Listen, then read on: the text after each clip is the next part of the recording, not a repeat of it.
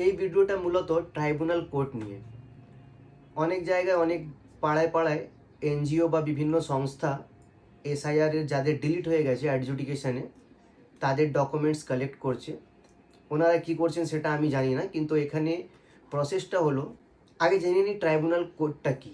19 জাজেসের একটা বেঞ্চ বসেছে জোকার কাছে, যেখানে ওনারা ডিসাইড করবেন 27 লক্ষ নাম বিবেচনা করে ডকুমেন্টস দেখে ভেরিফাই করে যে ওই নামগুলোর মধ্যে কারা কারা 2025-এর লিস্টে থাকার দরকার আর কাদের নাম পার্মানেন্টলি ডিলিট হয়ে যাওয়ার দরকার।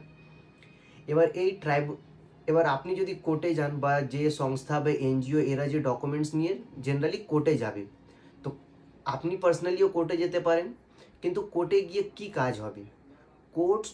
কোর্ট আপনার সিচুয়েশান দেখবে যে আপনাকে এখন আই কার্ড কতটা জরুরি, ডোমিসাইল সার্টিফিকেট, পাসপোর্টের ক্ষেত্রে বা জায়গা জমির কেনা বেচার ক্ষেত্রে যদি এই ইম্পর্টেন্ট ইস্যুগুলো যদি কোর্ট মনে করে যে হ্যাঁ সিচুয়েশান গম্ভীর, যে আপনার এই বিষয়টাকে গুরুত্ব দেওয়ার কথা, তবেই কোর্ট কী করবে, আপনার ইস্যুটাকে ট্রাইব্যুনালকে বলবে যে যত তাড়াতাড়ি সম্ভব এই কেসটা ডিসপোজ করা হোক, মানে এই কেসটার শুনানি করা হোক।